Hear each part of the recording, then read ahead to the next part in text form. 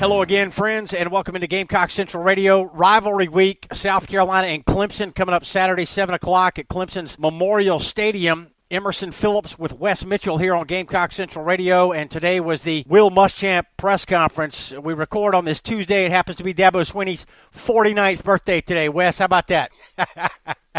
I was not aware of that. Yeah. All right, so, Wes, we got injuries to talk about today. Only 16 minutes. Muschamp answered questions from the media. He opened with a brief statement about Clemson. He always opens about the upcoming opponent. He talks about personnel, and he named about 15 players on the Clemson team that do a good job for them. Clemson 11-0 and 8-0 in the ACC, ranked number 2 in the country. And, Wes, the injury report for South Carolina, it looks like the Gamecocks took advantage of the Chattanooga game to play a lot of younger players, and they've kind of healed up a little bit. J.C. Horn, Muschamp says, will be fine on Saturday. A.J. Turner will be fine for Saturday.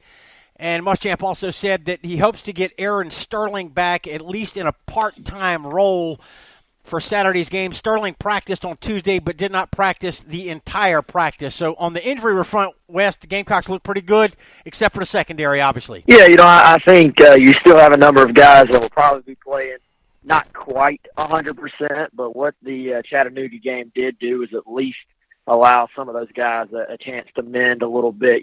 Stephen Montack, has had a shoulder and a groin injury. I think he probably could have played if he absolutely had to last week, but they were able to hold him out. That sort of gave him a week to sort of get ready for this game. Like you said, JC and A.J. Turner were both injured in the Chattanooga game, but appear to be fine. AJ also spoke to the media today and said he practiced. He's doing some rehab stuff, but he's good. We talk about the secondary, but that defensive line had suddenly been really dealing with some issues as well as far as injuries go. DJ Wanham has still dealt with the ankle. Obviously, you mentioned Aaron Sterling, who's dealt with the knee.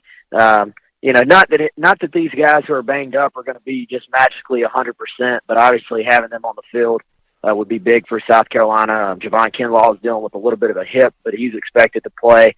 And then on the offensive side, I think given a guy like Rico Dowdle another week off who, was dressed out but didn't play, but did practice last week, and Tyson Williams, they're still trying to get that cast down to a spot where he's comfortable holding the football. So this is a banged-up football team, but a football team that's a good bit healthier, I think, than they were probably this time last week. Muschamp was asked about the running back situation. He said that whoever practices the best this week and gives the Gamecocks the best opportunity to impact the ball game will be the primary ball carrier on Saturday against the Clemson Tigers. So Clemson opened as a 25.5-point favorite. The line has moved to 26.5. Wes, even if the Gamecocks were healthy, clearly this Clemson game presents a real challenge, and the fact that the Gamecocks are banged up doesn't help. Yeah, you're right, and I think, particularly you look at South Carolina's defense, which has struggled at times, especially against the run. I think, to me, that's the big matchup there that you worry the most about, I think, from a South Carolina perspective. As good as Clemson's defense is, I look at the other side. I look at South Carolina's defense against Clemson's offense. Travis Etienne's ability to create big plays, and the fact that South Carolina has given up so many explosive plays in the running game. I keep going back to that. You look at angles, you look at missed tackles, you look at a 7, 8, 9, 10-yard run becoming a 20-yard run. With Etienne, he can turn that into a 50-yard run. So, I think matchup-wise, it is a tough matchup for South Carolina. I tend to think the way this South Carolina offense has played recently that they can possibly move the football on Clemson, as good as Clemson's defense is. And they're going to have to move the football on them. Let's be honest. This is a game that South Carolina's offense is going to have to be efficient. They're going to have to sort of set the tone for this game if South Carolina's going to have any chance of pulling the upset. Muschamp talked about Etienne, the Clemson running back, said he really stands out on film with the explosive plays that he's made for the Tigers this year.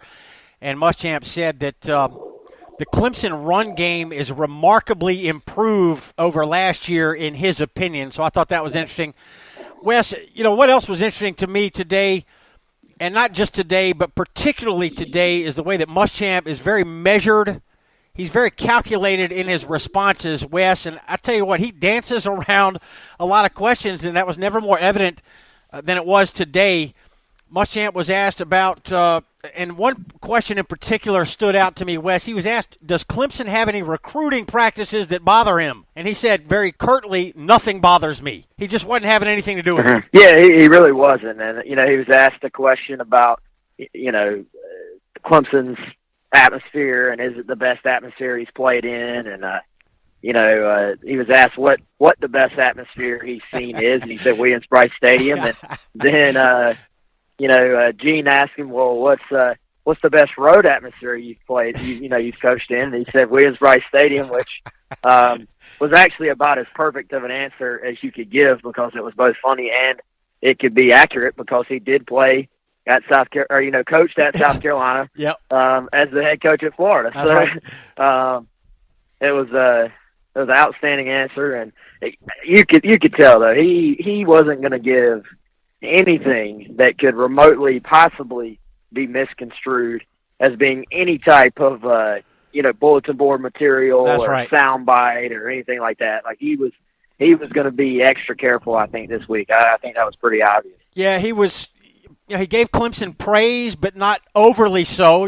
Nothing was over the top. He said good things about Clemson, but he kept it brief. And to me, he was just very measured and very calculated in all of his responses. He was asked twice about the emotion of a game like this and letting it get to your players. And, Muschamp just said you got to help your football team. You can't do things to hurt your football team. And I just thought that he was very measured in all of his responses today. And it was only 16 minutes, Wes.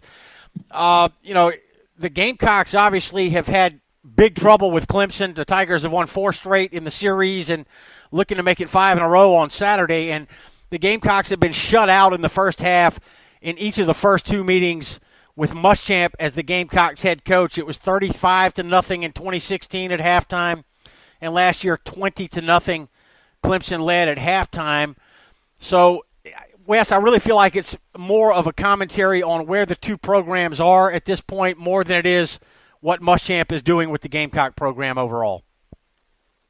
Yeah, it really is. I mean, you look at it, I think you see improvement in the South Carolina program, and I think, as a fan base, you sort of have to try to separate the two and say, look, this program is making progress, but also, you're talking about the best, probably the best time period in Clemson history right now, and one of the best stretches in Georgia history as well, potentially right now. So it's hard when your two biggest rivals are both, up and way up right now. So, South Carolina obviously needs to compete in this game, but it's going to be tough. And, I think you look at it, a number of things are going to have to go the Gamecocks' way. They're going to have to get bounces if they're going to be in this game. That's just what it is. But I think you can always tell sort of what the message has been to the team, because you'll hear buzzwords when the different players are talking. If you hear one word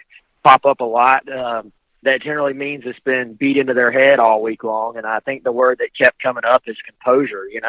I think it's safe to say 2 years ago in Death Valley, that South Carolina's football team, sort of lost its composure as that game just got out of hand very, very early. And I think even last year, South Carolina had some uncharacteristic penalties, some instances where they really got overly emotional and let their emotion get the better of them. So the word composure keeps coming up. I think that's key.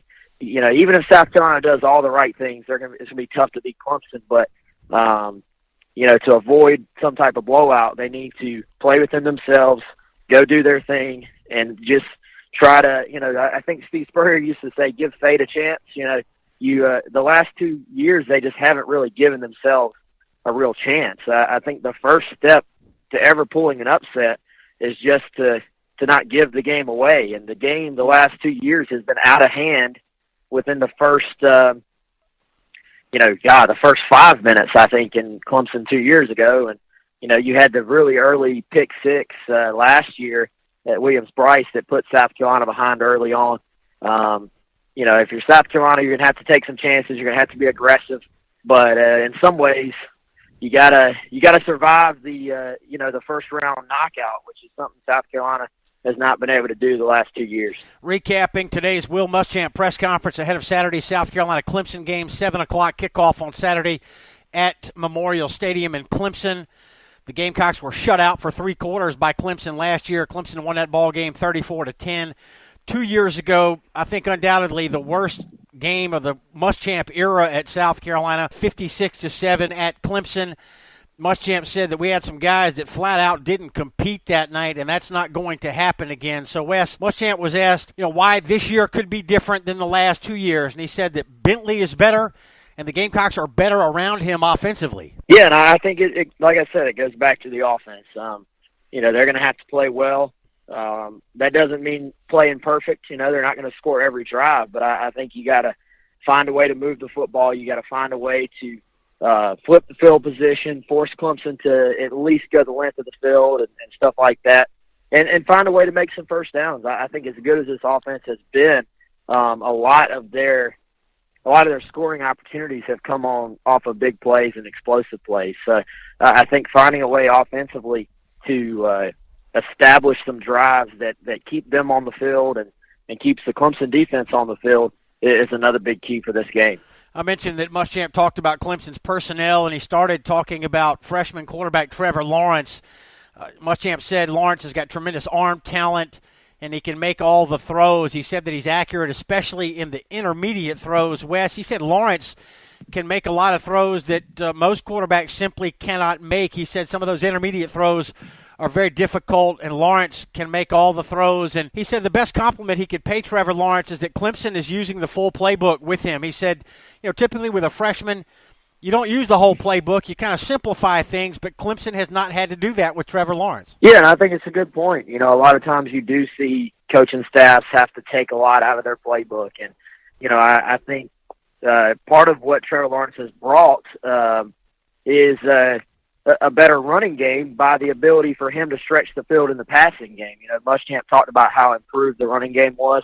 I think a big reason for that is that his arm talent allows them to stretch the field offensively. It gets you those 2 safety looks, and then they take those 2 safety looks, and then they're able to run the football on it. So I think that's a big key for them this year, a big key for their offense. All right, Wes, we're going to play the soundbite from Muschamp here. He was asked what's the loudest, most intimidating environment that he's ever coached in. Will, you've coached at so many different stadiums. How does the intensity of the crowd noise and just kind of the scene there compare with some of the other, great places that you've been at? When you put 80,000 people in a spot, it's going to be loud. So it's a good environment. You wouldn't. What's the most intense one you've ever been to? Williams-Brice Stadium. That's a dumb question, Gene. After the. Come on, man. How about on the road? Huh? On the road. On the road? Yeah. Williams-Brice Stadium. I was an opposing coach.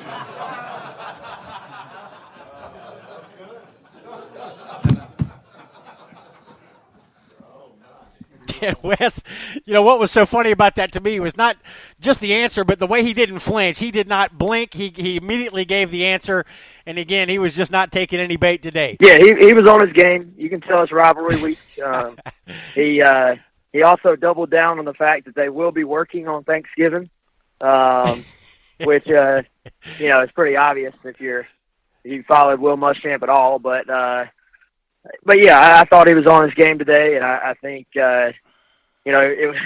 Frank Martin actually spoke after Will Muschamp, and they're like a little over a week into the season, and Frank Martin actually spoke longer than Will Muschamp did, talking about the rivalry game. So I think that says everything there, and just how pointed Muschamp was about making sure not to give any bulletin board material and not give anything that's going to be grabbed as a headline quote this week. 7 o'clock kickoff on ESPN. South Carolina and Clemson renew this intense, heated rivalry. Clemson with the upper hand recently after the Gamecocks won 5 in a row under Steve Spurrier. Now it's Clemson trying to win for the 5th consecutive year. Wes, are you working on Thanksgiving? Is Thanksgiving a holiday for you or a meal? I got to say, I will do some work, but I still think it's a holiday because I'm just gonna be honest. If Shoemaker's listening,